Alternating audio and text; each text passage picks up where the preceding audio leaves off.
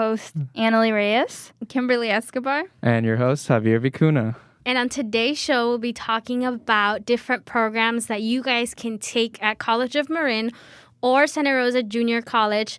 And you guys can get either certificates or certain things that can help you for opportunities that can lead to the field that you're in, as well as we'll be answering some of the questions you guys asked us on Instagram regarding being a radio host.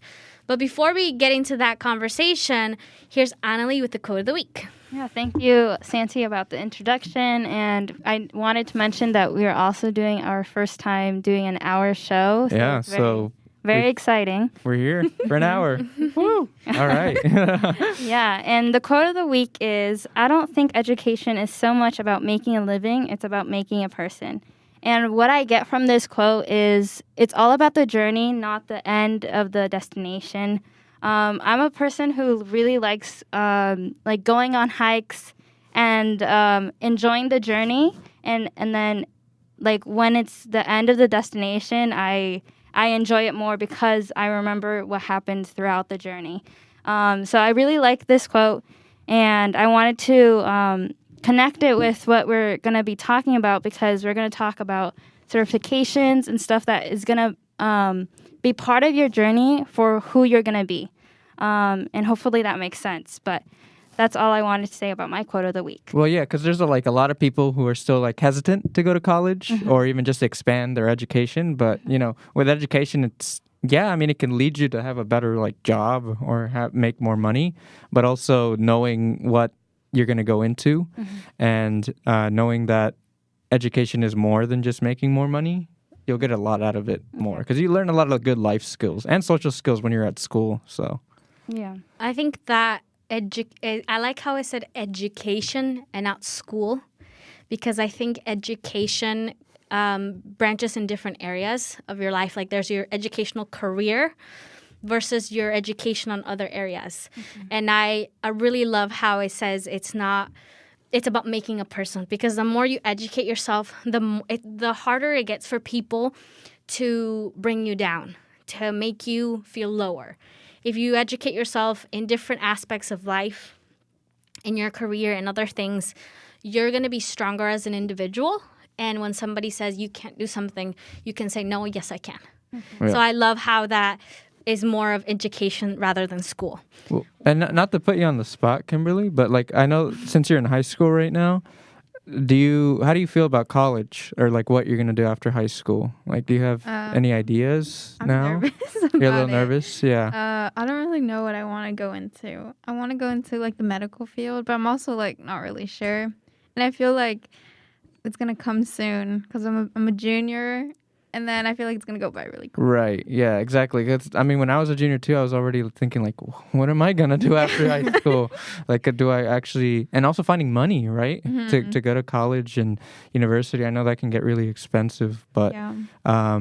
Okay. Well, medical field is a great field to get into. So, if that's something you want to explore, there's definitely programs. I think one of the programs Annalie will talk about is actually related to medical. Yeah. So, yeah, all right. Thanks for sharing. With starting school, for all of you guys who are watching, you guys might feel nervous and not know what field you want to get into.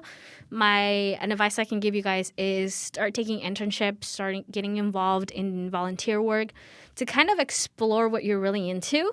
So we're going to give ideas of programs that are in the two community colleges. And you can explore. You can go try it out. And if it's something that it doesn't work for you, it's okay. At least you're trying to figure out what works and what you like and what motivates you and what inspires you. So the first thing I want to talk about is in College of Marin, and it's called the Microsoft Office Specialist Certification. So I've recently been looking online, and I've realized that a lot of jobs that are at home require, if you're a specialist, whether it's in Google Docs or Google the Pages or all of that stuff. So this is specifically for Microsoft Office, and there's 4 different classes or courses. It's the Word program, the Access program, the Excel program, and the PowerPoint. So basically what these classes are, there's for each different category, there's different classes that you need to take, and all of the classes are of 1.5 units. And once you complete all of these, you can you have the opportunity to take the free exam of the MS Official Office Specialist Certification exam. And if you pass, you get that certification. And the cool thing about it is that once you have that and you apply to companies that need people to create documents or stuff like that, you show your certification and it's like a little bump for you. And you can work from home using your laptop. And that's something that I think is really cool. And it's a certification, right? So it's just something you could have aside from maybe the career that you're currently wanting to pursue. Yeah. Anyways, that is the program that I wanted to talk about. Do you guys have any questions regarding that? Well, I personally think that any age can start looking at Excel or Word because when I was a freshman, I actually applied for an internship as a business in the Microsoft in Corte Madera. And yeah. Seen that. But it was fun to like learn about Excel and Word and all those those apps that Microsoft use. And I feel like anyone who's younger or in high school, like still a little like not sure of what they want to do, I totally encourage to look upon internships or things that are related to the careers of your interest. But from my experience, I liked it. I liked learning like how to use the Excel for like calculations or for business wise. But it was an experience for sure. So I just totally recommend that. Yeah, in high school they taught me kind of. I mean, I kind of had to be forced to learn how to use PowerPoint and PowerPoint and Word, right? But I use Google Docs and Google. Yeah, I've never done that. Only Google Docs. only Google Docs. Yeah. Yeah. Well, Microsoft Word isn't very much different from Google Docs or vice versa. But the thing that still confuses me is like Excel. Like I cannot use Excel. I don't even know what that is. So the Microsoft Office they're used more in corporations and companies, and they use that more than Google. We actually use Word, a type of Word similar to Microsoft for our for the multicultural center. And it's not Google Docs. Interesting. So you're talking. Yeah, I know what you're talking about. Yeah. So it's similar. So especially for young people, if you get that, like I said, you can get money from it too, and it's also a good skill to have aside from, Yeah. And Excel is basically like Google Sheets, if you didn't know. Oh. Yeah. Yeah. I was like, so Yeah. Yeah. And there's no bigger flex other than like being able to type really quickly. So if you get really good at typing quickly, that's a pretty hard flex. Yeah. So, I was like trying that out on this app, and I was like 40. I was like, oh. yeah, no. You get good at typing. I took typing classes in my middle school where we had to learn. Me too. Yeah, we had to learn, like they would tell us, don't look at your screen I remember doing that. or your keyboard stuff. I remember doing that in elementary school, and we played like a game or something, like on the computer. There's a game that you would have to. Like, you would play, and it was like a llama or something, or some like animated No. animal. I remember that. Yeah, it was a while ago. Yeah. All right. But for me, I decided to pick something in the medical field because since little I was like kind of between business and the medical field. And so I like in high school I applied for the medical career pathway, which is the 4 years, and we actually made a show about it. If you guys are interested, you can look back on our Facebook to watch it. But my last year, I actually took the EMR. So it was like in College of Marin, it's like a class that they give. And I took that class, and I thought it was very helpful. I learned a lot, and it was very enjoyable. And the last few weeks that we were in person, we had a lot of skills to learn and in person. stuff that we can do, like CPR. We actually had like a mannequin where we had to practice doing CPR. Yeah. And also like bandages like around the head if there's a wound. And it was very fun. I thought it was very fun, especially when I was with my friends. We learned a lot, and I encourage you guys to try the class. It's only 3 units for the EMR. And then there's EMT, which is emergency medical technician, and EMR is emergency medical responder. EMR is the person that is the first responder when you call 911. And then EMT comes in if EMR needs more help, assistance, if the person needs to go to the hospital or needs more invasive treatment. But the EMT is after the EMR. The EMR is like a prerequisite course, and the EMT is a 7-unit class. And they also have financial aid in College of Marin. If you need to, you can apply for FAFSA or apply for scholarships. And you can take the exam for the certification. COM does not administer the exam, but there's an organization that does. It's called National Registry of Emergency Medical Technicians. And I'll leave a link of what is the requirements to get certified from being an EMT or an EMR. Mm-hmm. And for an EMT, you can be like a paramedic if you want to go advance more than an EMT, or you can work at the emergency department of technician. And then for an EMR, you can be a lifeguard or a police and fire dispatcher. But there's a lot of more requirements that you can look up at the link that I will be giving out on YouTube and on Facebook. But yeah, that's all I wanted to talk about. Do you guys have any questions or comments that you guys want to add? Well, I think that's very interesting, just getting to know. That's a really good thing to know, just in case, or just even if you don't want to take the certification. It's good to have as a skill. Yeah, because if someone is choking or if something happens, you know what to do. Mm-hmm.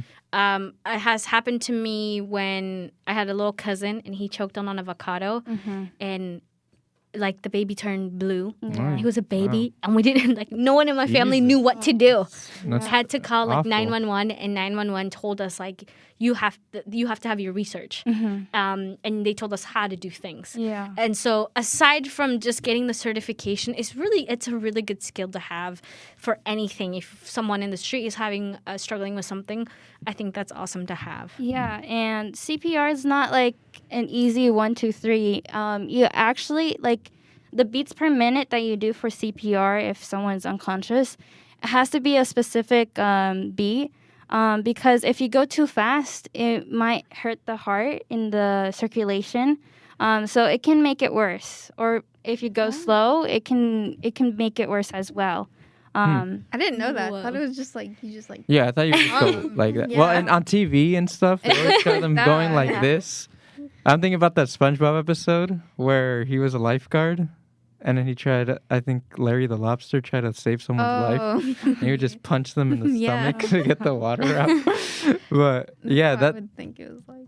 Yeah. I actually want to at COM. I know I've been in that room where you're talking about where they have the mannequins, because I went there for a field trip. Mm-hmm. I forgot when. It was I think in middle school. And they showed us around, and then I've always wanted to go into the medical field, and I want to try it when I go to COM to see if I'm into it. Mm-hmm. So hopefully I'll be able to do it. Yeah, well, we actually did it in our high school. There was college students going to our class because it was connected with MCP, Medical Careers Pathway.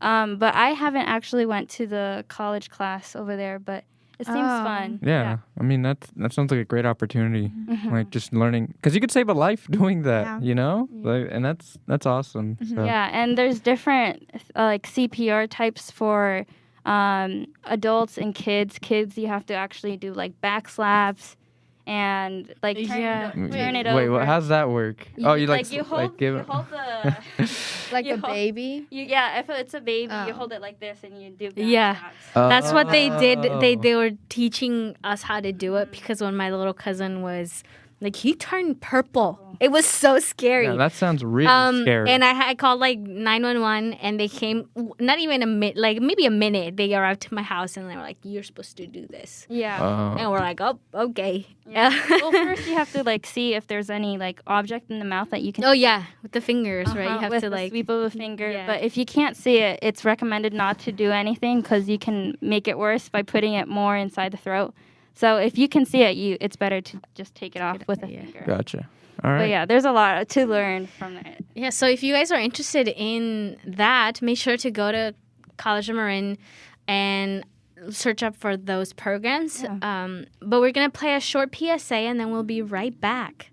Most of California is experiencing drought conditions this year. Although some areas are hit harder than others, the county's water management district can restrict landscape water use in times of shortage, and yours may already have. Water restrictions apply to everyone. Pay attention to local news and visit your water management district's website to find out what water restrictions impact your area. All right, welcome back, everybody. I'm going to go ahead and just start talking about the audio certificate that you can get at the Santa Rosa Junior College.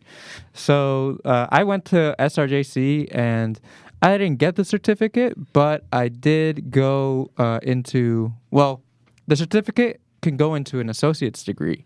Which is actually really cool. So basically with the audio certificate at the JC provides students with an overview of MIDI sequencing, sound synthesis, audio recording, digital and analog audio technology, basic music theory, sound design for multimedia applications for video games or movies. So you get a really wide spectrum of like audio skills that you wouldn't really get from any community college, I'd say. And the teachers at the SRJC who teach these classes are amazing. I really have to give a shout out to Jake Stillman, who was my audio teacher, and he taught me so much about, he owns his own studio and everything, and he's just a very good teacher, and he makes learning audio very comfortable because it could be a lot when you're first starting out, and especially for me, being able to learn some basic music theory too was really helpful. Because just kind of the more you know about music, the better you'll be at recording stuff. You don't need to know music to record, but it's helpful to have that skill. So that's why I like this certificate here, because it gives you a wide range of options. If you want to go into sound design and make movies, like the sound for movies and all that, you can, or video games. So it's a lot of fun. It's what I love, and it's what I did for a while. So you can apply for this certificate starting in both the fall and spring semester, and you must complete a total of 24 units. Some courses required for this certificate may need prereqs in order to sign up, so you just have to check with, if you sign up for the SRJC, you'd have to check with your advisor or counselor to make sure that you have those prereqs. But other than that, when you finish the certificate, students will be able to demonstrate basic audio, like how to work a digital audio workstation. So like Pro Tools or Ableton, or they mainly teach Pro Tools and Ableton at the JC. And those are both like music and recording softwares that is just like the industry standard. So you're learning like the software that the professionals are using. You're not learning like some other software. So it's a lot of fun, and a lot of great information that you can learn from each of the teachers there. And, like I said before, those 24 units, they can be transferred over to an associate's degree, which they offer at the JC as a digital media audio degree. But I ended up having to take these classes anyways because I had to transfer from the JC to San Francisco State University to get my bachelor's. So I actually didn't finish the associates at the JC, but I got my bachelor's. So it's a really great, it's just an overall, it's very flexible, which is why I like it. You could either stay with the certificate, or you can take a little bit more classes and get the associate's degree, or you can use those units and transfer up to a university to get the units that you need. And what was like your favorite thing? Like what did you learn that was your favorite thing to do? Definitely learning the software. and like learning what a compressor is and what reverb, like how to use all the effects basically to make it sound good. Because like a big process of recording is like all the effects that you use, and being able to know what's good too, like using like what would sound good on this or what would sound good on that, and then also like proper mic technique and proper way of recording everything. Like you learn all of that over there. So it's a lot of fun. Like I mean, it's what I like. That's why I like it. But like the teachers there, like I said, know what they're doing, and they're all very nice, and they're all very like accommodating. There was actually a kid there who was on a wheelchair, and he couldn't really like speak too well either, but he ended up like being able to do so many things. Like our like again Jake, he did such a good job of like teaching him, and he did an awesome job with accommodating. The JC overall does a really good job of accommodating for people who may have a disability or some kind of physical limitation. So yeah, I mean, I highly recommend this program if you're interested in audio. Definitely the best that there is offered in Sonoma County, but it's pretty, I mean, the drive from here to the JC isn't that bad. So yeah, but that's what I chose. Yeah. Thank you for sharing. I know if you guys don't know, again, I'll say it again, Javier is our studio coordinator, so he does everything with the audio, not just for TAY Radio, but for the CCC program that we have.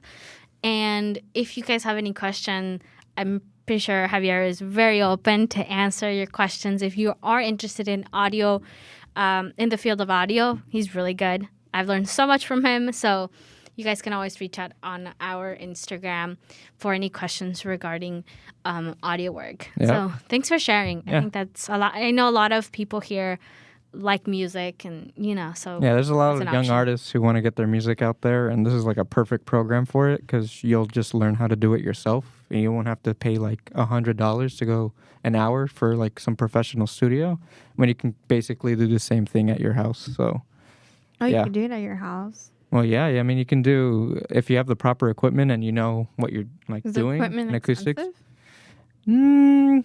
It varies, but for like a good like set, like if you have like $500, you can do like a pretty good recording with decent equipment. That's the good thing about audio is that you can always upgrade to better things in the future. But you can still use kind of like the same gear that you had, because there's so many mics and there's so many like different mixers and preamps that you can use. So yeah, no, you can start your own like in-home studio. That's why there's a lot of producers who just produce from their house, because you could do a lot of it on your computer. So yeah. All right. Well, Kimberly, did you want to Yeah. mention what you researched? Yeah. I researched about real estate, and I would consider getting into real estate is a really good thing. They earn a lot of money. Oh yeah. A lot of money. And it takes around 5 to 6 months, which is like 2 to 3 semesters. And you have to be 18 years or older and complete 135 hours of pre-licensing education. Then apply for your salesperson's exam and license application, which includes like your fingerprints, and they check your background. And then you take the California salesperson's license exam. You can apply for these courses at College of Marin online or either at the campus, and it's better if you contact a counselor at College of Marin for that. And can I say the number? Yeah, go ahead. And the number for a counselor would be 415-485-9432. And it costs $43 per unit, which gives you financial aid and student support for those who qualify for it. Okay, so you can get like FAFSA support for it and Yeah. everything. Yeah. Okay. Cool. Yeah, I saw like TikToks of real estate saying that they earn a lot of money. Oh yeah. So I really see that there's a lot of I follow Yeah, a lot of real estate people. Yeah. So basically, real estate is like selling houses, right? And property and Yeah. all that, right? Okay, so it's like, yeah. and they get a portion of it. So they do get a lot of money But from that. I also heard that it like requires like you need to have good communication. Well, yeah, you have to skills be and, very charismatic. You can't be Yeah. like Shy. about it. Mhm. You have to like talk to them. And then I've also heard that a lot of like people who start, it's really hard to like be able to sell a house, and it sometimes takes a really long time. Yeah. So you got to be patient with it. Yeah, it's definitely a like you have to work with a lot of people. Mm-hmm. Because You have to when have a team mostly. Yeah, and if like someone wants to go see a house, an empty house, like you have to go with them and show them around the house, and then another one books an appointment. You just kind of meet people, and eventually a buyer wants to buy the house. You would be helping them with the whole transaction of buying the house. Yeah. Right. So, well, that's all of our programs that we searched up for you guys. If you guys have any questions, again, you can go to the Santa Rosa Junior College website or College of Marin website and search up for more information, as well as look for financial aid. Don't be afraid to ask for money. The College of Marin, I know, has a program. So if you're still in high school, I recommend, if your school offers it, to search up the program Compass. The program Compass gave me a full 2-year at College of Marin. So if you have that option, I know Terra Linda High School has it, and I think SR as well. I don't know Nevada about Nevada. Okay, so it's a great program. I was referred to the program, so go ask your counselor and ask them, hey, is there an opportunity for me to be in the Compass program? And that's specifically for College of Marin. You get 2 years of free classes. And it's so interesting. If you're in high school and you want to take College of Marin classes, you can. They will provide that for you. They will buy your supplies, and they will pay for your class.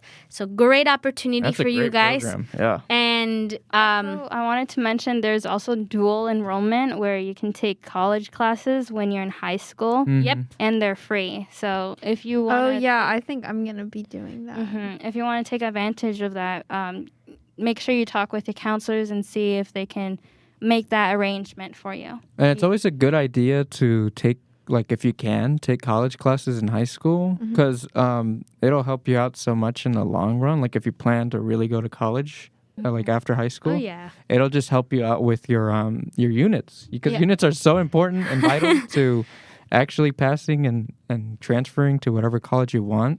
So yeah, and then there's also, I know at high schools, I mean, for me, when I was like signing up for classes and everything for college, they would have like after school programs where you would just basically go, because you have to pay for the applications to apply for universities, but for College of Marin, it's free to apply. Oh, yeah. You know, you don't have to pay anything or pay. I mean, you have to pay for the classes, but you don't have to pay like upfront for the application or something, right? Same for the JC. So it's important to just find those resources and like stay in the know, because the more that you prepare now, the better you'll be off like at the end of your senior year where you don't even know what you're doing. Yeah, you know? so for me, I took advantage of that Compass program, and I had a semester done while I was in high school of college. So you guys can have the option. I didn't end up going to college, but I did have that option, and I did take advantage of that program. And you have those units available to you. Yeah. So With that being said, guys, we are halfway through the show, which amazes me because time flies. So we're going to play a song by Gabriel Giacopo, and the song is Unspoken Rules, and we will be right back.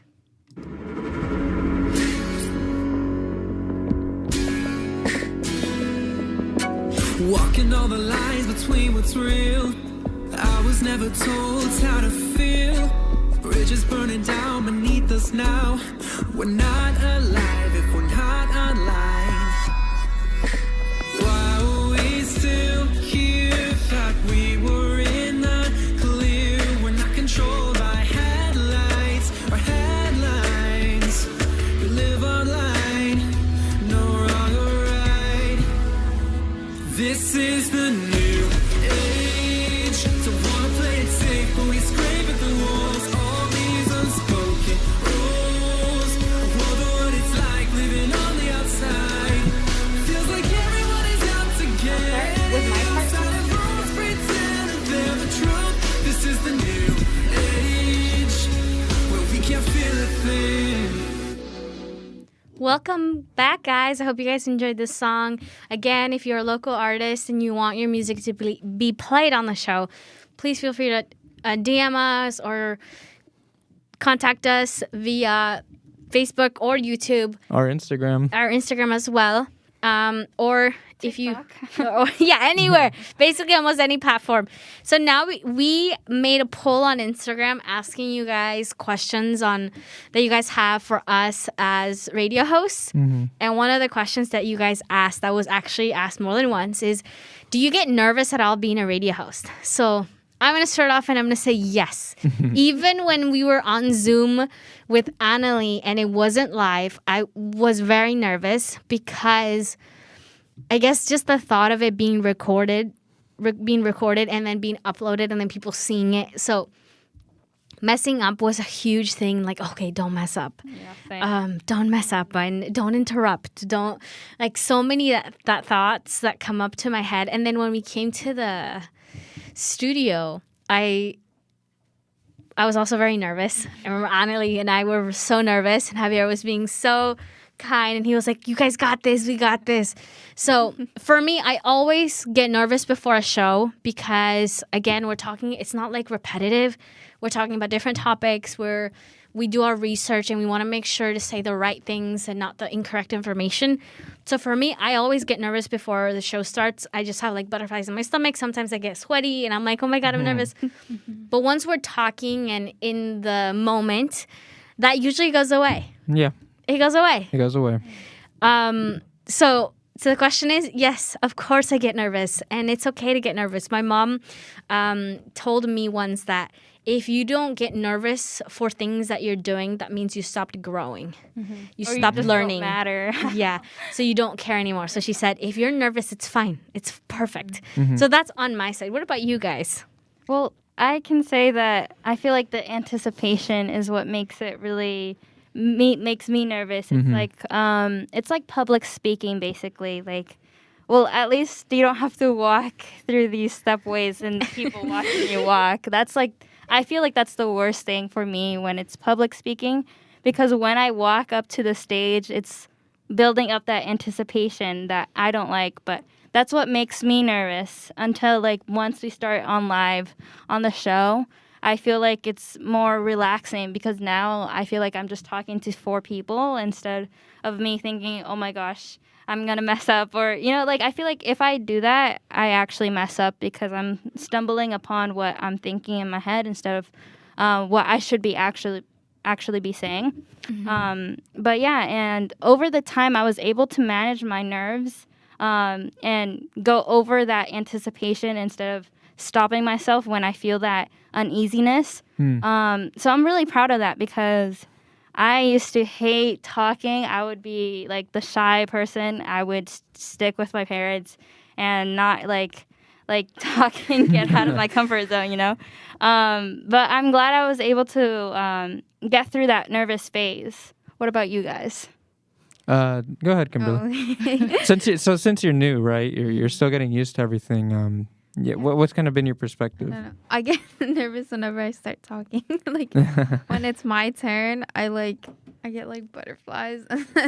But normally before the show, I don't know if you guys hear in the mics, but I always take like breaths, and I go like, I take like deep breaths, and but then like when we're talking, it kind of goes away, except for like once it's like my turn to talk and I know it's my turn to talk, it's like I'm not sure if I should talk, and then I wait for someone to tell me to talk.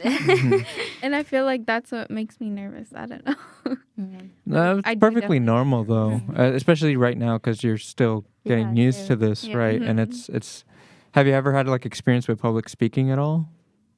Not really. No. Not really. Yeah. So yeah. Like speaking in front of like the classroom or something, I do get nervous, but it's like I don't find it too overwhelming. Mm-hmm. Like once you get up there, you're gonna just it's just like the walk up there. It's kind of Well, for me, I honestly I feel pretty natural. Like this all feels natural to me because I grew up. I didn't grow up, but in high school, I did theater a lot, so I was already kind of like familiar with performing because this is a performance. Like what we're doing right now This is a performance. Like we're here, we're performing, we're talking.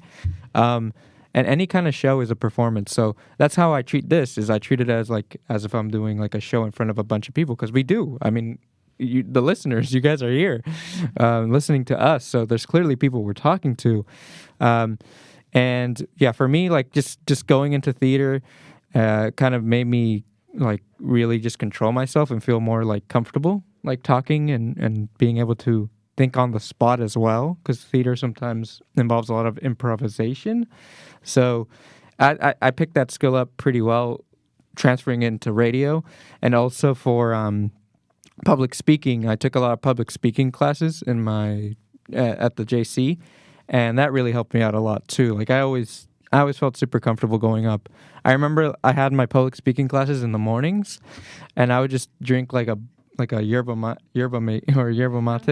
like in the morning, and I would just down it before every single thing, and I'd just be amped up going up there. Like I'd just be super amped and super like just ready, and that kind of just helped me like build my confidence in speaking to other people and like doing that. So right now, I mean, yeah, you feel nervous, but I was also told like a big thing about theater is like when you feel nervous, that means that you're gonna do like a good job.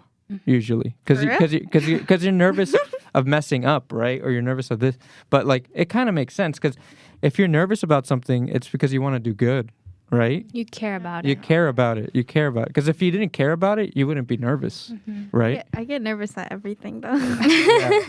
Well, I guess for this case, I mean, you could see it that way. Yeah, But- I remember like through experience that I was really nervous for this science project, and I actually messed up. Like I actually asked the teacher if we can restart the project. It was really bad, but it's like through the experience you get comfortable. Like if you mess up, it's okay. You can just continue with the conversation, you know. It's not going to be the end of the world, and if you do mess up, it's okay. Yeah, like you don't have to beat yourself up. Everyone makes mistakes. Everyone does it. Yeah. And with the yerba mate, I would get more nervous because of the caffeine. So I don't know. That's crazy to me. And caffeine, like it really carried me hard in college. So I don't drink as much caffeine anymore, actually. But like, yeah, before it would in the mornings. Oof, nothing better. I thought yerba mate was just a drink. I didn't know that. No, it has a bunch of caffeine in it. Yeah. Well, now we're going to go with our second question that you guys had, which is how do you create natural dialogue with, I guess, with our guests and also with us? I think for me, it's always keeping in mind that we're having a normal conversation regarding the topics that we're talking about. That is normally how I have a conversation with you guys, as well as listening to what each of you have to say and seeing, okay, that's interesting, and understanding. And if I have something to add, then I will add. But it's just, it's like talking to your friend or someone, right? You're trying to have a Getting fluent, to know more of them. Yeah. We have like a little guide right here. So then I always look at it to see. And then we have a little guide, but normally not all of us like speak off this. I sometimes do because I'm newer, so. Yeah, but like knowing what you're going to talk about beforehand is important for creating that natural conversation, because you don't want to just leave a lot of empty space, which is bad, because it just turns things really awkward really quickly, and also like. With neutral dialogue with a host, we'll always respect other people's opinions, and we give people time to talk about their opinions. So whenever we have a guest, we just want them to feel comfortable, you know? We don't want them to feel like they're being attacked, or if we're questioning them, making them uncomfortable, because that would cause the show to really become a mess from that point on. So you really need to respect other people's opinions and understand that you welcoming this guest to your show, and you want for them to sure. feel. I think we've had a few guests, and it's been really awesome conversations with them because we get to learn from them. We, like Javier said, I think the main thing that we've always tried to push out for the show is that we respect every individual's beliefs and perspectives. Like, there's no wrong or right way of viewing things. I think the most important thing is respecting one another. Yeah, and talking about like the rundown, we would do like questions ahead of time and send it to the guests so they know and have an idea of what we're going to be asking them. And that's like basically like a preview for them to see if there's some questions they're not comfortable talking with. So it can be easier on their side, and they can be comfortable when we are on the show, because they can also get nervous as well because it's live also, and they don't want to mess up either. So we're all in this together, basically. Yeah, we're all in it together. So yeah, and I think like Santi has said, like it's just a conversation. You get to know more about them, and I think it's fun learning new perspectives, and it just brings everyone to be included, you know. But yeah, that's my take from that question. Yeah. And then the next question that we have is, how do you each like to prepare for a show? Kimberly, do you want to start? Sure. I don't really do anything before. I just use the bathroom. To refreshen up. I mean, hey, we all got to use the bathroom. Hey, that actually brings up a good point. Like, if you do not want to feel uncomfortable when you go into a show. Yeah, I always use the bathroom before something. Yeah, no, that's a completely good way of preparing. Understandable. Super understandable. Because if you like need to like pee before, like while you're like talking, you have to hold it in the whole time. Because we're live. It's so it's not like. And I can't go to the bathroom, so I just go before. Yeah, exactly. So that's a super good point that you bring up. No, I mean, for me, I'm the one who manages this whole studio that we're in right now. So I'm always just kind of preparing everything up. So setting up, the microphone, setting up all the audio stuff to be recorded in the live stream. That kind of just helps me naturally just get ready for the show. And again, like you said, going to the bathroom and also drinking something like, not that we're sponsored, but Marin kombucha. This has been like really, really good. And just kind of like any kind of drink. It doesn't have caffeine, but if I were to get like a caffeine drink, like they will help me out even more. But honestly, the kombucha's been doing a really good job of just keeping me kind of more like eased out and just, I don't know, just drinking something that will encourage me to do better, I guess. I don't know. I just like how kombucha tastes, and anything that makes you feel comfortable will lead you to feel comfortable for the rest of the show. Right. Again, you don't want to be uncomfortable in any way. So yeah, that's kind of how I prepare. I go over the rundown if I feel very nervous. Me too. What's going on the show? I usually practice on my own at home if I feel uncomfortable, or I feel nervous, like what I'm gonna say. So I personally, like when I'm nervous, I practice on the rundown of what I'm gonna be saying, and just going over when I come here, I make sure like if I have to do the quote of the week, I know I'm gonna do the quote of the week. Or if someone is doing the quote of the week, then I make sure they understand that it's their quote of the week, so they have an idea of what's going on in the rundown. And I just make sure, like, if there's any changes that we do on the rundown, I make sure that we're all on the same page. And like the transitions and stuff, it can be like it can change within the hosts. So like we also have to make sure that is clear, like who's doing what. So it's not like a dead air. You want to have everything planned out. Yeah. You don't want to go in like empty without knowing, because it sounds easy to just turn on everything and just, all right, we'll talk about this topic. But you'll find that if we were to do something like that, you would run out of what to say really quickly, really, really fast. So that's why we do a lot of research beforehand. Yeah, and a lot of people, like for us, like if we don't know who's going to be transitioning, it would be like blank space. Like we would be like, who's going to do the transition, like, But yeah, I like Santi because Santi usually steps up and does the transition. So yeah. For me, what do I do before the show or how to prepare is reading the rundown.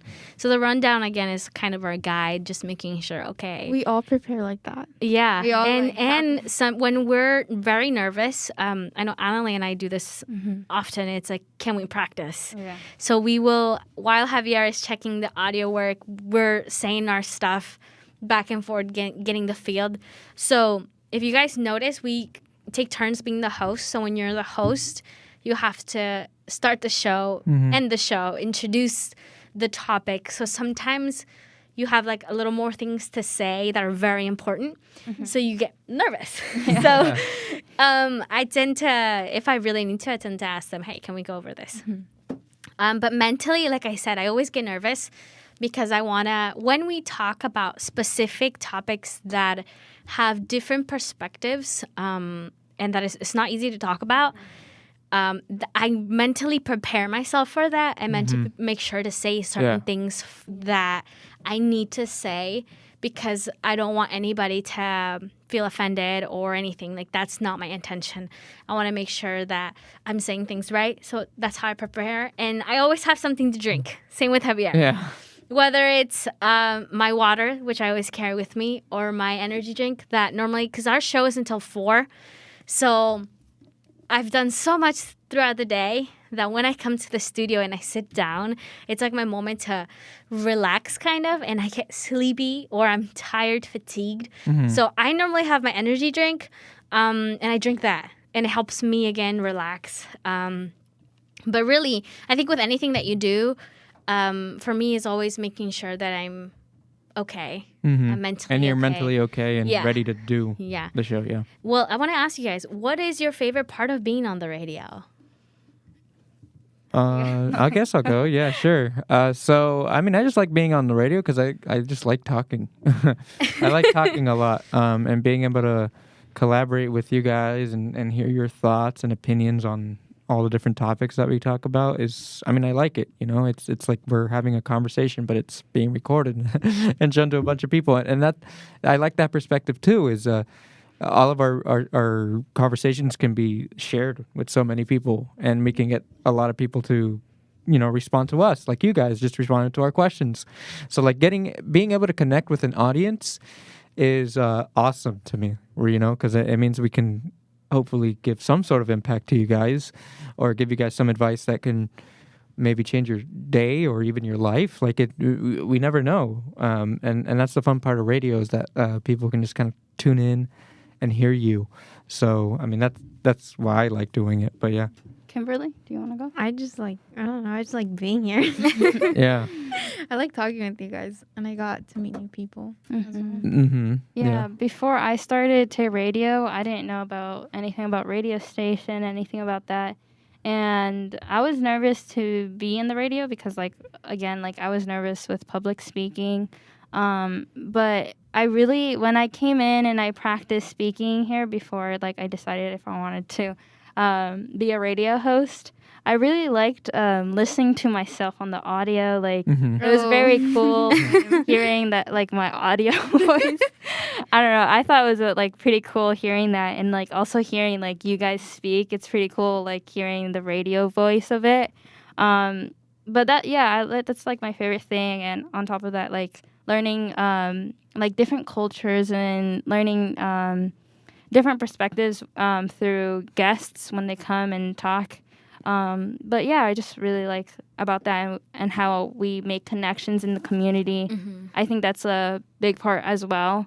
Networking, and I think it just gives more opportunities for us as well. I connect with you on the connection part. I think my favorite part of being on the radio is not necessarily being like on the spotlight, but it's learning from different guests, learning different perspectives, and knowing how to communicate in a way that others can receive it in a very positive way. And also learning how to respect one another. Because being on here, guys, like we've had different shows and we talked about very hard topics about Black Lives Matter and other topics. And it's sometimes hard it gets me out of my comfort zone because I have to learn certain things. And while I'm learning, I get to share that learning experience with the community. So all of you guys. Yeah. So that's my favorite part, is the networking part, because meeting new people, to me, it's like you meet someone, it's a whole different world. Like the world of Annalie and Kimberly and Javier, they're so different. So when I'm talking with Annalie, it's like a different thing. With Kimberly, same thing. So just being able to meet new people, that fills my heart up with so much excitement. And yeah, that's basically my favorite part. And as well, learning with Javier. Like I said, Javier and I work a lot together, and I learn a lot about the audio work and using my skills of photography and using my camera, figuring out everything together. And we have a lot of creative freedom with TAY Radio. Yep. So we kind of add our own ideas, and it's like, okay, here's what I can offer. Here's what Javier can offer. Here's what Kimberly, we all add it there, and then it's like it blossoms. So that to me is so powerful to see. Mm-hmm. Yeah. With that, another person on Instagram asked, how do you guys come up with the topics? Javier, do you want to start this one? Sure. So we kind of come up with topics. So we have like a little, like going back to how we look at a rundown. We do a lot of planning beforehand every show. So what we do is before the new month starts. So for example, we would be planning out for September. We usually start that at about like 2 weeks before the new month starts, and we just have like a nice calendar of what we're going to talk about each week. And then we brainstorm together topics or ideas or guests that we want to have on the show. And we go from there, basically. We plan very far ahead because we don't want to just pick a last-minute topic off for the week, because we want to be able to plan out everything smoothly.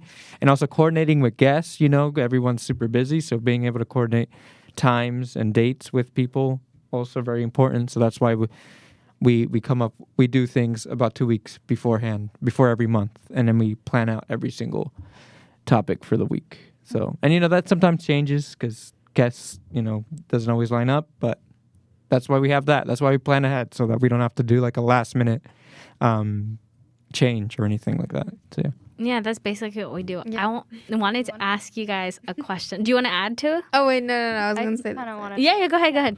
So, coming up with topics, we for me personally, I look online, like what's going on, what's some relevant topics that has been happening that we should speak upon, and just look around the world what's going on, being informed, to make sure that we can learn, and also make sure that people can learn from the audience, can learn from what we learned that's going on recently that we should speak about. But yeah, that's all I wanted to add. Yeah, so we kind of have a variety of choices, and we try to be as diverse as possible. We take topics from holidays to things that are going on. Like you said, we try to make sure like that current events, or anything that we think the youth should know, right? Or TAY youth. And it's sometimes hard to talk about what we talk about because, again, there are sometimes controversial topics, but we want to make sure we allow space for people to share their opinions. Yeah. It's always good to share opinions because everyone's going to have their own opinion on whatever we talk about. So, yeah, it's very important in the planning process because if we know ahead what we're going to be talking about, we'll be more prepared to be comfortable in that situation, right? So, yeah. So before we end the show, I want to ask one final question, and it's what are some things that being a radio host has taught you? I don't know who wants to start. Something that has. How's it felt for you, Kimberly, so far? Like just being here for the couple of shows you've been in so far. Like how do you feel different or like you've been improving?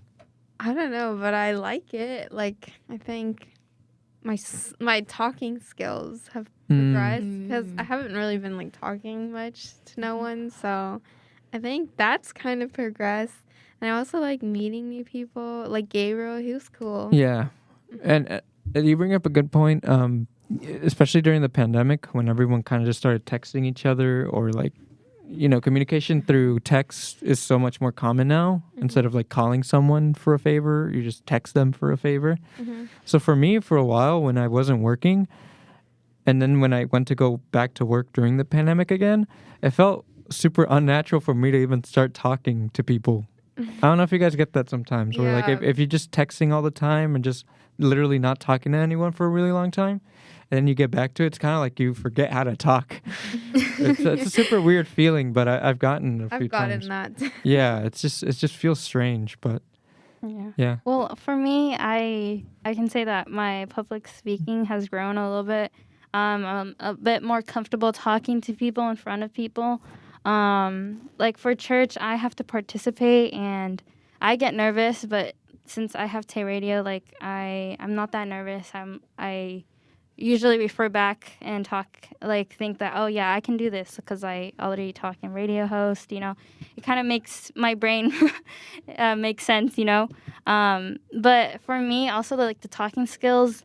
Yesterday, I went on a hike with my friends, and I actually talked to 3 people. It was so cool because I never usually make a conversation in the middle of like going to shopping. Like for instance, when we're going down, there was this person who was trying to help us down, and we make a conversation, which was really cool. Getting to learn more about that person, and also when I went to Whole Foods in San Rafael.